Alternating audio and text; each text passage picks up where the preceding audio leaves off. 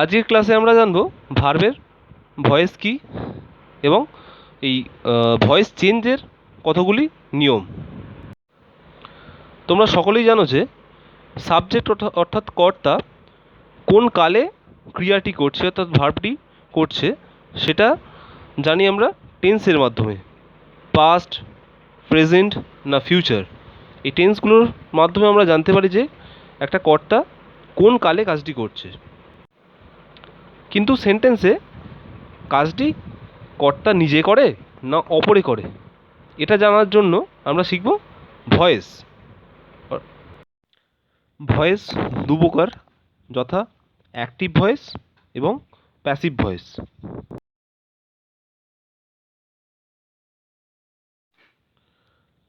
Ram place cricket, অর্থাৎ Ram cricket খেলে।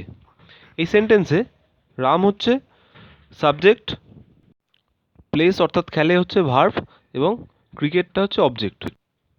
সেন্টেন্সে কর্তা যখন নিজেই কাজটা করে তখন ভার্বের অ্যাক্টিভ ভয়েস হয়, অর্থাৎ ওপরের সেন্টেন্সে রাম নিজেই ক্রিকেট খেলে, নিজেই কাজটা করছে, তাই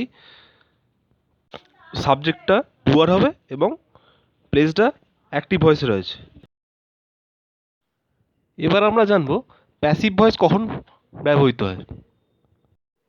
cricket is played by Ram, অর্থাৎ ক্রিকেট রামের দ্বারা খেলা হয়, অর্থাৎ এখানে রামকে নিষ্ক্রিয় অর্থাৎ প্যাসিভ রূপে ব্যবহার করা হচ্ছে, তাই এখানে ভার্বের প্যাসিভ ভয়েস বসে।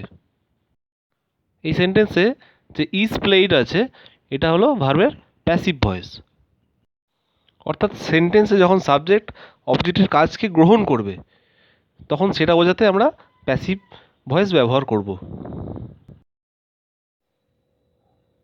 সেন্টেন্সে ভয়েস চেঞ্জ করতে গেলে সেখানে কর্ম অবশ্যই থাকতে হবে, অর্থাৎ অবজেক্টটাকে থাকতে হবে,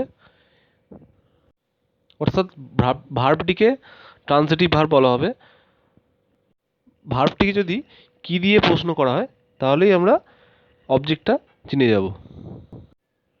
যেমন যে অ্যাক্টিভ ভয়েসে ছিল যে রাম ক্রিকেট খেলে, এখানে যদি খেলেকে প্রশ্ন করা হয় যে রাম কি খেলে, তাহলে আমরা তার উত্তর পাবো যে ক্রিকেট। ক্রিকেটটা সেখানে অবজেক্ট ছিল। আর কারো দ্বারা কোনো কাজ করা বোঝালে সেখানেই আমরা এই প্যাসিভ ভয়েসের ইউজ করব। এবার আমরা দেখে নেব অ্যাক্টিভ থেকে প্যাসিভ করার জন্য কয়েকটা নিয়ম। এই নিয়মগুলো মোটামুটি সব ধরনের টেন্সের ক্ষেত্রেই প্রযোজ্য। এক, অ্যাক্টিভ ভার্বের অবজেক্ট প্যাসিভ ভার্বের সাবজেক্ট হবে। দুই, অ্যাক্টিভ ভার্বের সাবজেক্ট প্যাসিভ ভার্বের অবজেক্ট হবে, অর্থাৎ সেন্টেন্সে অ্যাক্টিভ ভার্বে যেটা সাবজেক্ট থাকবে সেটা প্যাসিভে গিয়ে অবজেক্ট হবে, আর অ্যাক্টিভ ভার্বের যেটা অবজেক্ট থাকবে সেটা প্যাসিভে এসে সাবজেক্ট হবে। আই রাইট এ লেটার, এটা অ্যাক্টিভ ভয়েসে আছে, এটা প্যাসিভে করলে হবে a letter is written by me, অর্থাৎ এখানে অ্যাক্টিভের আইটা প্যাসিভে গিয়ে মি হয়েছে অবজেক্ট হয়েছে, আর এই লেটারটা প্যাসিভে এসে সাবজেক্ট রূপে বসেছে। তিন, প্যাসিভ ভয়েসে মেন ভার্বের থার্ড ফর্ম বা ভার্বের পাস্ট পার্টিসিপেল ফর্ম হবে। যেমন আমরা এই আগের সেন্টেন্সটা দেখলাম যে এ লেটার ইজ রিটেন, রাইটের থার্ড ফর্ম অর্থাৎ V3 হচ্ছে রিটেন। চার, প্যাসিভ ভয়েসে সাবজেক্ট অনুযায়ী বি ভার্ব বসবে।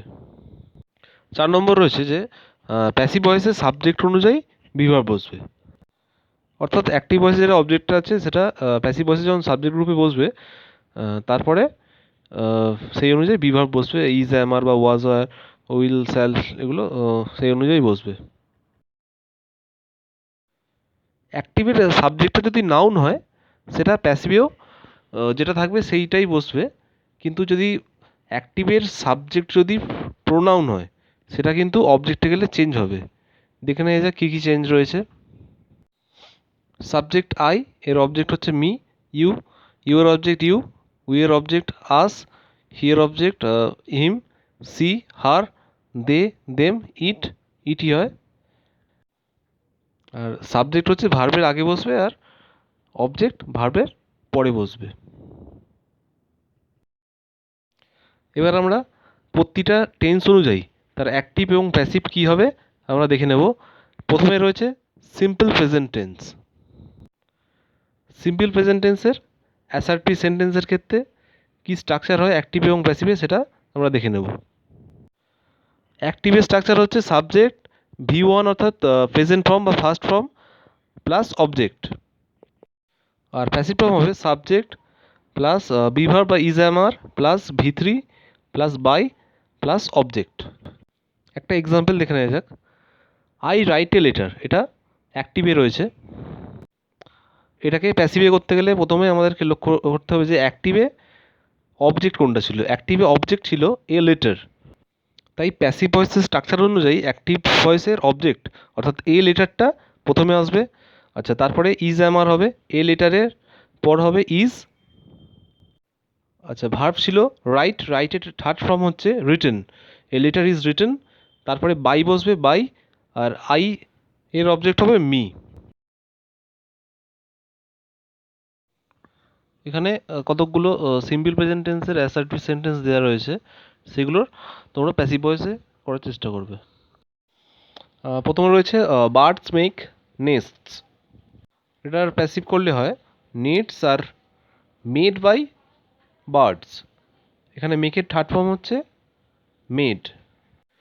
2 নম্বর রয়েছে হি ইটস রাইস, এটার প্যাসিভ হবে rice is eaten by him. তারপর 3 রয়েছে রমেশ রাইটস নোবেলস, এর প্যাসিভ হবে novels are written by Ramesh. 4 রয়েছে he helps the poor is helped by him. এভাবে তোমরা বাকি সবকটা করবে, যেগুলো না পারবে সেগুলো কমেন্ট বক্সে জানাবে, বলে দেবো। এইগুলিও একই সিম্পল প্রেজেন্ট টেন্সের অ্যাসার্টিভ সেন্টেন্স, এগুলো চেষ্টা করবে। এগুলোর থার্ড ফর্মগুলো সবাই জানলে সবাই ইজিলি এগুলো পেরে যাবে। এবার দেখবো যে সিম্পল প্রেজেন্টের নেগেটিভ সেন্টেন্সে কী প্যাসিভ হয়।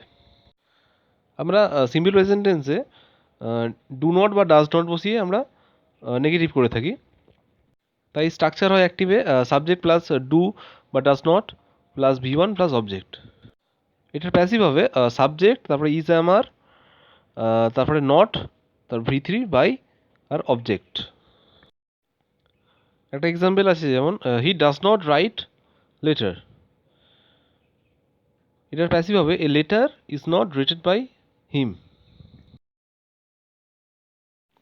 এরকম আরও কয়েকটা সেন্টেন্স দেওয়া আছে, সেগুলোর প্যাসিভ করতে হবে।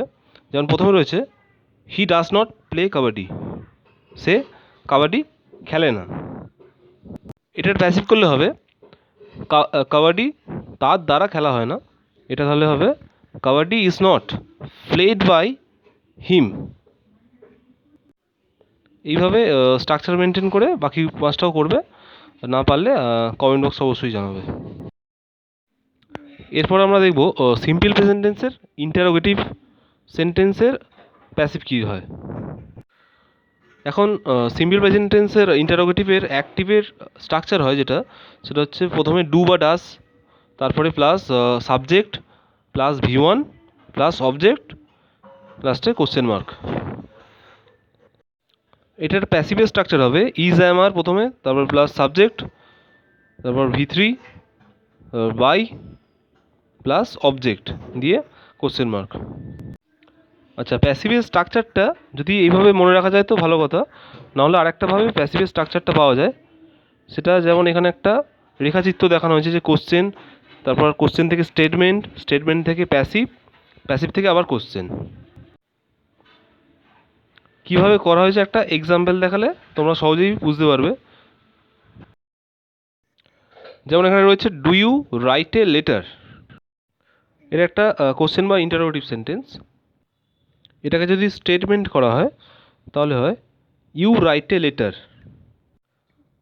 আর এই স্টেটমেন্টটা এবার অ্যাক্টিভে আছে, এবার এখান থেকে যদি এটার প্যাসিভ করা হয় তাহলে হয় a letter is written by you.